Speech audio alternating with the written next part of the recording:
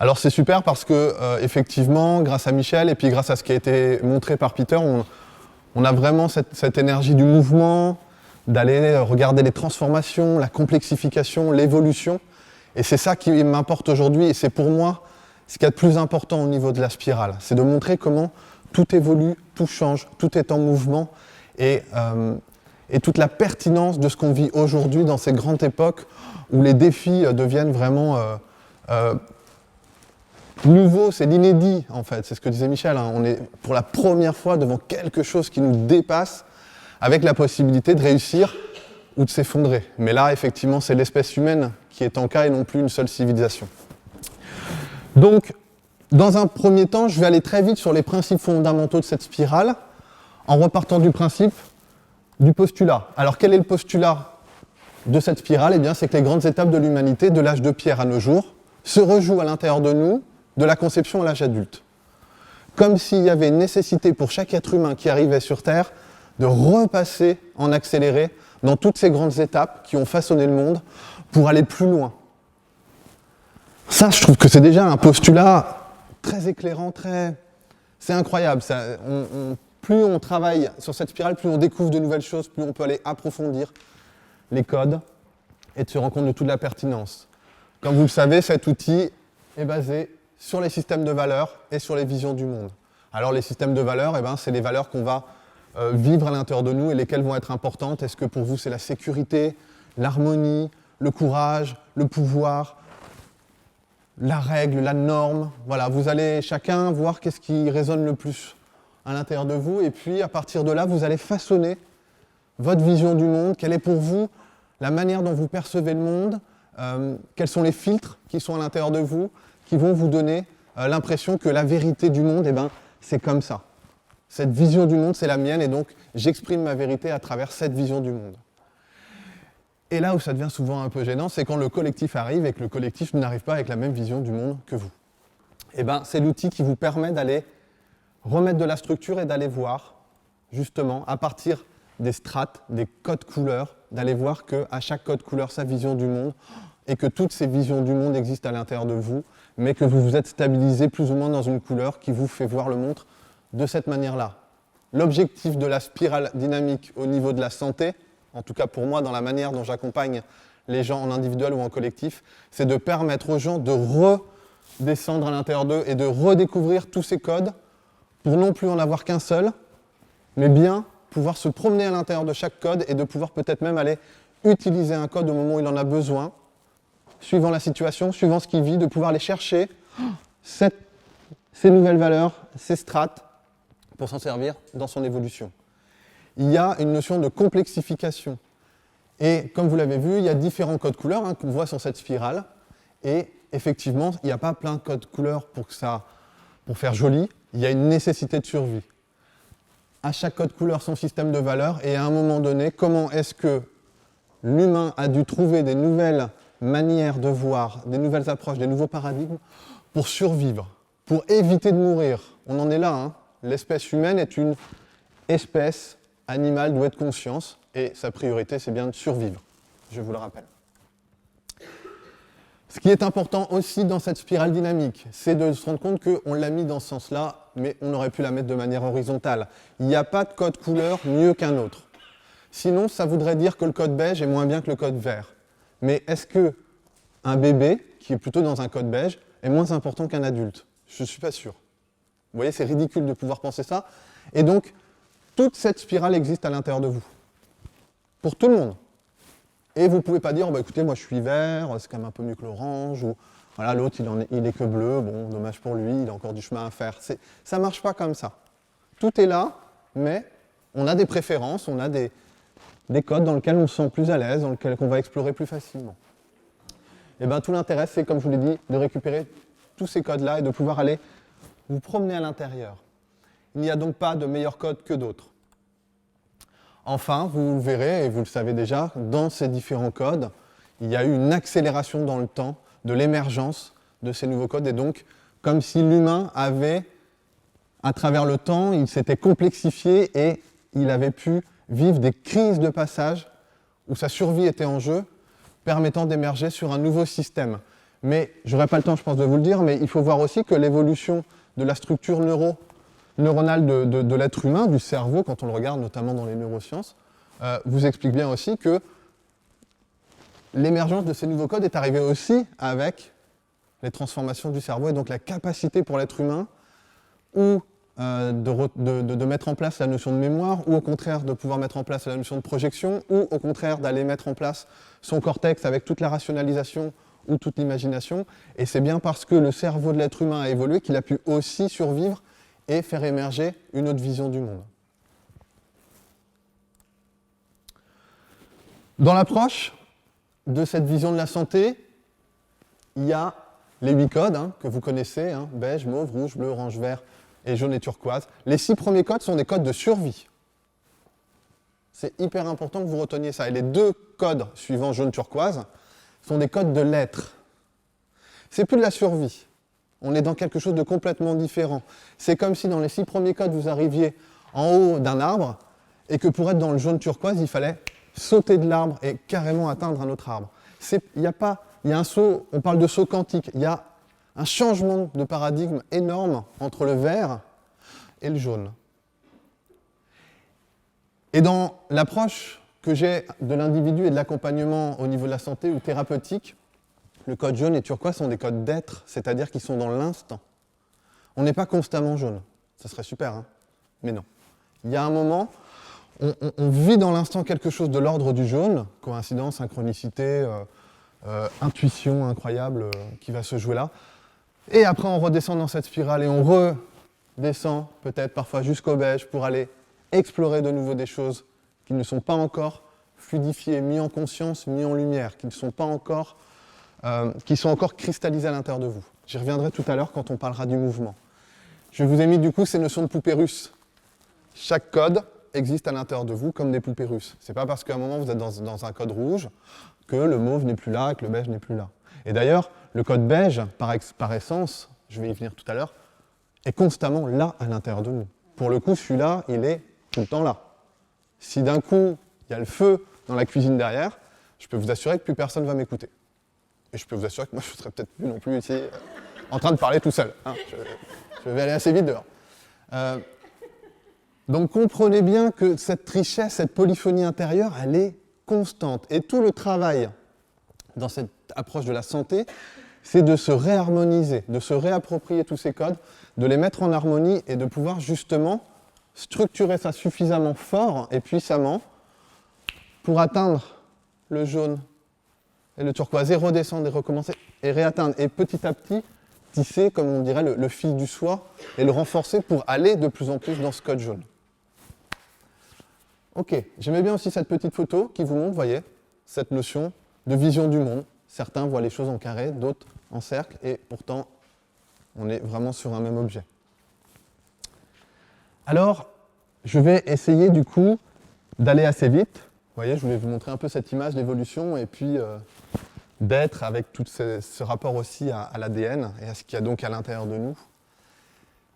Cette spirale, comme vous le voyez, elle va alterner des codes individuels et des codes collectifs. Et à chaque code individuel va suivre un code collectif, qui va suivre de nouveau un code individuel. Vous voyez, un peu comme une respiration, un peu comme s'il y avait une nécessité à un moment d'aller à l'intérieur de soi et d'aller ensuite vers le collectif pour le proposer. Et suivant comment ce que vous avez trouvé à l'intérieur de vous est reçu par le collectif, eh ben, vous allez pouvoir ou non circuler à l'intérieur de cette spirale. Je vais d'abord faire très rapidement la route au niveau de la sociogénèse, ou si vous préférez, des différentes étapes de l'humanité. Commençons par le code beige, le code de survie. Je vais utiliser surtout des mots-clés pour aller vite. On est dans les besoins fondamentaux. Boire, manger, dormir, se chauffer, se reproduire. Produire à nouveau quoi? La vie. On est sur les premiers hominidés, les 5 sens aux aguets, tout est possible, à chaque instant je peux mourir. Donc on est sur le vivre ou mourir, on est dans cette énergie de pulsion de vie. Le code mauve va arriver parce qu'on dit que, j'aime bien, mais l'homme se reconnaît de la même espèce, les hominidés se regroupent entre eux, en groupe, pour plus de sécurité, ensemble on est plus fort, et on va donc vivre ensemble, apprendre à vivre ensemble, et c'est la création des clans, des tribus, avec les rituels et les traditions qu'on va reproduire, parce que je vous rappelle que quand on a fait quelque chose hier qui a marché et qui vous a permis d'être vivant aujourd'hui, eh ben, si on le reproduit, ben, peut-être qu'on ne va pas mourir. Hein, c'est vraiment l'inconscient de survie qui est là. Donc je reproduis les traditions, les rituels, hein, vous avez tous vos rituels et vos traditions familiales, vos petits trucs à vous, vos petites superstitions. On est dans ce monde aussi psychomagique. L'objectif est d'obtenir dans ce code mauve la sécurité. Je ne l'ai pas dit tout à l'heure, mais effectivement dans le code beige, c'est de survivre. Dans le code mauve, c'est d'acquérir une sécurité. Puis vient le rouge, pourquoi ? Parce que justement, cette sécurité arrive, le taux de natalité descend, la société, les clans, les tribus grandissent et il va falloir trouver de quoi manger, peut-être d'autres territoires, les transgressions arrivent et l'individu commence à émerger dans l'idée qu'il est peut-être différent du groupe, il est plus fusionné au groupe, il est différent, il va prouver sa valeur, il va étendre le territoire, il va aller explorer l'inconnu. On dit que l'ego émerge un peu, ou la notion égocentrique émerge, et on rentre dans ces grandes conquêtes de territoire, et dans cette énergie du pouvoir, de la force physique, œil pour œil, dent pour dent, le plus fort gagne. La stratégie, vous voyez là dans la structure neuropsychologique, on sait que c'est toute la partie de projection au niveau du cerveau qui se met en place, donc on peut commencer à penser à demain, projeter des stratégies, se dire tiens, il faut peut-être que je fasse ci, ça pour atteindre mon but. Là, on était plutôt dans l'émergence de la mémoire. Tiens, si je fais ça, je me souviens, j'ai fait ça hier, ça a marché, donc si je refais ça aujourd'hui, ta. Et puis à un moment, vous comprenez bien qu'on est dans un code rouge où la morale n'est pas encore née. Alors c'est difficile pour nous qui avons toute cette spirale à l'intérieur de nous de se dire, tiens, il n'y a pas de bien, il n'y a pas de mal, la morale n'existe pas, je peux faire tout ce que je veux, pas de culpabilité, la loi du plus fort, si j'ai envie de ça, je le prends. Poum, hop, j'ai pris, j'ai gagné, c'est à moi. Vous voyez ? Et donc, là, il y a de l'excès qui arrive, puisque, vous imaginez bien, les barbares qui débarquent dans un village, on peut brûler une moisson de l'année en 3 minutes, violer les enfants, tuer les femmes, les filles, etc. Et donc la survie de l'espèce est en jeu parce qu'il y a un ego qui s'est complètement... qui n'a plus de cadre, il n'y a pas de cadre en fait, hein, donc c'est la dictature, c'est l'ego surdimensionné, et donc le bleu va arriver pour mettre de l'ordre, de la norme, de la loi. Nul n'est censé ignorer la loi, la même loi pour tous, et on va permettre du coup dans ce code individuel de pouvoir vivre ensemble. Le grand mot-clé du code bleu, c'est la paix. Obtenir la paix, mais à partir d'une vérité ultime qu'on ne remettra pas en cause. Et donc parce qu'on ne la remet pas en cause, forcément, ça va créer de l'exclusion, du racisme, de l'intolérance, puisque si moi j'ai raison, que j'ai la vérité, forcément l'autre se trompe. Les deux premiers codes, je vous disais, ces codes fonctionnent ensemble. Survie, sécurité. Dans le rouge et bleu, c'est l'acquisition d'une identité. Individuelle dans le rouge, collective dans le bleu. Et puis dans ce bleu, il va y avoir une espèce de rigidité, psychorigidité. On est aussi dans la naissance, je vous le rappelle, de la loi, mais aussi des grandes religions, et donc du bien, du mal, de la culpabilité, du jugement. Enfin, vous naissez pécheur, hein, je vous le rappelle, avant d'avoir rien fait. Donc on va vraiment cadrer l'ego pour le rendre au contraire tout petit. Vous voyez, je vous avais mis une photo tout à l'heure de cathédrale. Quand on rentre dans une cathédrale, dans la maison de Dieu, la porte est grande. Si on est tout seul dedans, on se sent tout petit. À l'inverse de ce code rouge où on est dans des problématiques de Dieu vengeur, surpuissant, il faut mourir l'épée à la main pour aller quelque part. Là, c'est tout le contraire. Là, on vous demande au contraire de ne pas faire de bruit, d'être tout petit, de vous rendre compte que vous n'êtes rien, indigne, et que vous allez devoir vous sacrifier pour peut-être atteindre demain le paradis ou l'enfer, suivant vos actes. L'orange émerge parce qu'il y a un moment, il y a une rigidité trop forte de ça. Et puis, il y a la naissance de la science. La science vient vous montrer et vient vous donner des preuves. Et non, ce n'est pas le soleil qui se lève à l'est et ce qui couche à l'ouest, c'est la Terre qui tourne sur elle-même. Et non, la Terre n'est pas plate, elle est ronde. Et non, ce n'est pas le soleil qui tourne autour de la Terre, mais bien l'inverse. Et vous êtes à 70 000 km/h constamment en mouvement. C'est aussi l'émergence de la philosophie de la liberté. On arrive au vert, et là, dans ce vert-là, on prend conscience qu'avec la capacité qu'on a dans l'orange, avec la technologie et les capacités de... J'aime pas le mot, mais de pillage un peu. On va tellement pouvoir aller prendre tout de suite ce dont on a besoin dans la Terre que si on continue comme ça, on va tous mourir. Et donc on arrive dans ce vers qui va faire émerger les consciences, la conscience de l'espèce humaine, de sa responsabilité vis-à-vis de la Terre, la conscience aussi animale. Vous voyez ce qui est passé en décret là, par le Sénat, ça y est, enfin les animaux sont reconnus comme des êtres vivants, c'est quand même pas mal, en 2015. Et cette émergence qui va dire « Attention, stop, arrêtons-nous, regardons bien ce qui se passe, parce que si on continue comme ça, on va mourir. » Et vous voyez, on boucle la boucle des 6 codes de survie, parce que dans le beige, vous êtes dans un code individuel, c'est votre survie à vous qui est importante. Et dans le vert, c'est votre survie aussi à vous, mais au niveau de l'espèce. On peut mourir dans le beige, c'est la fin de l'humanité. On peut mourir dans le beige, mais soi, sans conscience du reste. Et donc, voilà globalement comment ça se passe au niveau des grandes étapes de l'humanité, avec une accélération, moins 100 000, émergence à moins 50 000, émergence à moins 10 000, émergence à moins 5 000, à moins 300, à moins 150, à 30, à 50, à 30. Tac. Vous voyez, ça c'est un mouvement qui s'accentue de plus en plus vite. Allons voir ce qui nous intéresse, c'est-à-dire au niveau de l'individu, à votre niveau à vous. Et c'est là où ça va me paraître intéressant que vous puissiez écouter, mais que vous puissiez aussi descendre un peu au niveau du cœur et au niveau du corps, d'aller ressentir ce qui se passe.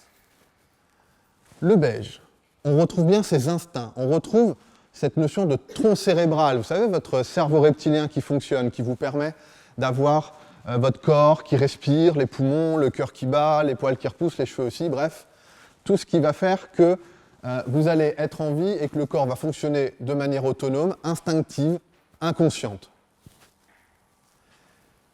On parle de pulsion de vie. Quand on est dans votre beige, c'est ce que disait tout à l'heure Michel, je peux vous dire qu'il y a des choses qui se réveillent. Si d'un coup il y a un cataclysme, vivre ou mourir peut transformer la personne hésitante et qui n'a qui n'arrive pas à se décider ou à choisir et le faire devenir carrément quelqu'un qui va prendre des décisions et qui va faire ce qu'il faut pour survivre.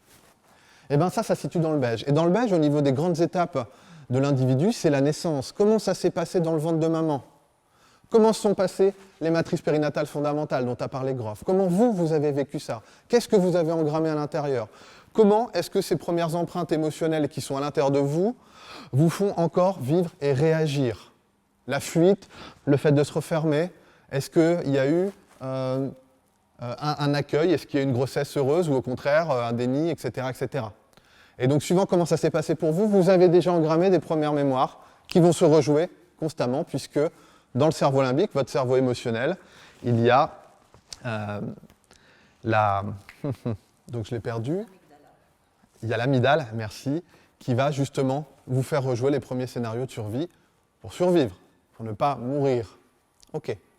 C'est ça qu'on va voir dans le beige. Au niveau des pathologies, on va aller voir les peurs, les angoisses, les terreurs viscérales, on va aller voir les tocs, les phobies, la maltraitance physique, les traumas, les accidents de vie physiques, puissants, où la vie et la mort étaient présents.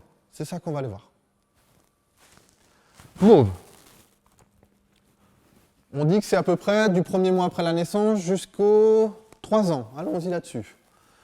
On est là, non pas dans le clan et la tribu, on est dans la famille. Comment est-ce que je suis accueilli dans ma famille ? Et comment ça se passe avec maman ? C'est le code de maman. Quelle est l'histoire qui a fait que, est-ce que j'ai été bien accueilli ? L'enfant, vous savez, à ce moment-là, n'a pas d'envie encore, il n'a que des besoins. Et il est en fusion avec maman. Il n'est pas individué. Sa maman est une prolongation de lui, clairement. Et donc, est-ce que on a répondu à vos besoins ou pas ? Est-ce que vous avez pu construire à ce moment-là votre sécurité intérieure ou est-ce qu'au contraire, vous avez pleuré, hurlé, personne n'est venu, vous vous êtes senti abandonné ou votre mère, au lieu de répondre à vos besoins, a fait ses besoins sur vous ? Vous voyez, ce n'est pas la même image. Comment est-ce que ça se passe à ce moment-là ? Et comment ça se passe dans le niveau du clan ? Quel est votre clan ? Quelle est l'histoire de votre père, de votre mère, de vos grands-parents ? Quelles sont les grandes histoires transgénérationnelles qu'il y a à l'intérieur et qu'on vous a transmis ? Qu'est-ce que vous êtes obligé de rejouer parce que vous ne l'avez pas mis en conscience ? Tout ça, ça va être vu à l'intérieur de ce code-là. Code rouge, 3-6 ans. Là, on est plutôt sur l'émergence, là aussi, de l'ego quand l'enfant se transforme en petit démon et où il va commencer à dire « non, c'est à moi ». Il prend la poupée, il ne veut pas la prêter. Il va piquer des crises de colère pour un bonbon. Il va mettre en place son ego, son nom, son moi. Et c'est là où pour les parents ça va devenir compliqué parce qu'il va falloir permettre à ce rouge de se développer, parce que ça va permettre à l'enfant de pouvoir exprimer sa colère, mais aussi sa confiance, sa curiosité, d'oser aller vers l'inconnu, de pouvoir aussi exiger quelque chose et de l'obtenir parfois et parfois non. Donc comment est-ce que l'enfant va pouvoir vivre son rouge sans devenir le petit dictateur de la maison parce qu'on le laisse tous faire, mais sans être non plus castré, écrasé par un bleu qui va venir l'écraser, l'humilier, le soumettre. Quand on est dans un code rouge, on parle de soumission par la force. Quand on va rentrer dans un code bleu, on va parler d'obéissance. On demande à l'enfant d'obéir à une loi, parce qu'on sait que cette loi est bonne pour lui et pour la société tout entière. Le code bleu, je vous le dis, c'est à peu près les 6-7 ans, l'âge de raison qui arrive, vous voyez, parce que justement, le cortex se finalise, est myélinisé complètement, et parce que vous avez la lumière dans toutes les pièces, vous allez commencer à pouvoir comprendre, raisonner, dire mais pourquoi, parce que, qu'est-ce qui se passe, essayer de comprendre le monde, de comprendre aussi ce qui est bien, ce qui est mal, et ça c'est le grand code du père qui va arriver, c'est-à-dire la loi du père, comme on le parlait en psychologie, cet amour conditionnel. Si tu fais ça, c'est bien, je suis fier de toi, si tu fais ça, je t'ai puni, je ne suis pas content, je ne te donne pas mon amour. Ça c'est le père, archétypalement, qui va donner ça. C'est aussi la notion de norme, légitimité, de loi, de tradition, de morale. Ce code-là vous permet d'acquérir une identité collective, c'est-à-dire comment est-ce que je vais m'intégrer dans cette société à un niveau collectif pour faire ma vie et bien vivre en société. Souvent, quand ça ne s'est pas très bien passé là, là, là et là, on ne peut pas aller au-dessus. Parce que, imaginez que si vous êtes avec des terreurs viscérales, la peur au ventre constamment, qu'il n'y a pas de sécurité et que dès qu'on change une petite chose dans votre programme de journée, c'est la panique totale, que vous ne savez pas répondre à vos besoins, que vous ne connaissez pas vos envies, qu'il y a eu une interdiction familiale d'être en colère, par exemple, de pouvoir dire non, de pouvoir dire moi je veux ça et je veux pas ça, et qu'il y a eu un bleu écrasant où on vous demande d'être parfait au-delà de tout ce qui est possible, vous comprenez bien qu'atteindre un orange de réussite, de vie, de jouissance, de créativité, de valeur et d'estime, c'est pas possible, ça va être compliqué. En plus, vous voyez que les codes se relient ensemble, c'est-à-dire que si là, il n'y a pas la pulsion de vie qui est suffisamment forte, que vous n'avez pas la puissance ici, vous n'allez pas atteindre la jouissance. Ça va bloquer. Il va y avoir ici un juge intérieur trop fort qui va vous faire redescendre dans les premières couches. C'est une spirale, on monte, on descend. Là, on arrive dans l'adolescence, vous savez, le rebelle, l'enfant qui remet en cause tout ce qu'il a appris pour pouvoir voir ce qu'il garde. Et on rentre dans cette première guerre, 14-18, qui arrive et qui va faire ou des grands ravages dans la famille, ou au contraire, pas de révolution de l'enfant, pas de rébellion. Et généralement, quand il n'y a pas de rébellion, c'est qu'il y a une problématique en dessous. Là, on est vraiment dans la valeur, l'estime de soi. C'est l'argent aussi. L'art du jeu. L'art du jeu. Est-ce que je peux jouer mon jeu? Est-ce que je peux être dans le plaisir social, de faire un métier que j'adore, de rayonner ce métier, d'en jouir, de prendre de l'argent, tout en donnant du plaisir à l'autre parce que par le métier que je lui apporte et que j'adore. Vous voyez, ça c'est... Alors, combien je m'estime? Quelle est ma valeur? Qu'est-ce que je vaux? Est-ce que je le vaux bien? Je ne sais pas. Et dans le vert, souvent dans cette émergence du vert, il va y avoir comment est-ce que je vais pouvoir mettre cette valeur, cet art du jeu ou ce que je représente, ce que j'incarne et ce que je rayonne dans mon métier, à quel niveau je vais pouvoir le mettre pour le collectif? Comment est-ce que je vais faire pour être utile à la planète? Famille, société, planète. Et donc là, on rentre vraiment dans le ressenti de nouveau. Hein. On est dans la recherche d'harmonie, de paix universelle, on est dans toutes les approches de développement personnel, comment est-ce que je vais retourner à l'intérieur de moi pour comprendre des choses et le plaisir. Le jaune turquoise, je vais rester très peu dessus, parce que comme ce sont des états d'être, c'est très compliqué d'en parler. Je ne voudrais pas les mentaliser. C'est un peu comme le talent, j'aime bien dire ça. Hein, ça ne s'explique pas, ça se vit. Donc, c'est pareil.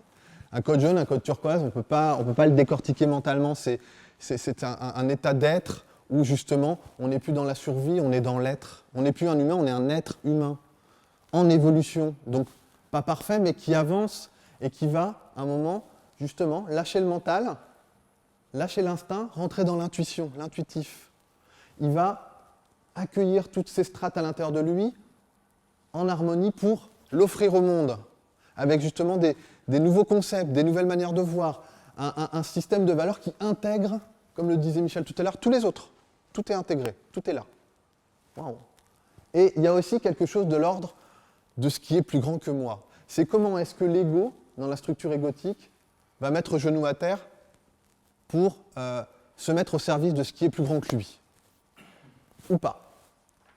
Et donc, c'est tout ce travail-là qu'on va retrouver. Alors, j'aime bien l'image du neurone unifié dans ce code jaune, et comment est-ce que dans le code turquoise, ces neurones unifiés vont justement se relier et travailler ensemble sur une conscience globale, planétaire, voire pourquoi pas galactique, ou en tout cas, vraiment la Terre est vue comme un être vivant à l'intérieur d'un système qui est plus grand, et il y a là effectivement plus de possibilités d'ego, mais bien de devenir quasiment, j'ai envie de dire, une synapse d'un cerveau mondial où on se laisserait traverser par de l'information qui pourrait venir de toutes les consciences, qu'elles soient minérales, végétales, animales. Il va y avoir une vraie hypersensibilité, une vraie reliance à tout ça.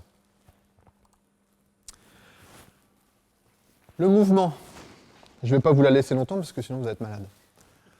Le mouvement, juste pour vous montrer comment quelque chose qui est fixe est en mouvement, comme il a été vu dans le film de Peter, où effectivement tout est toujours en mouvement.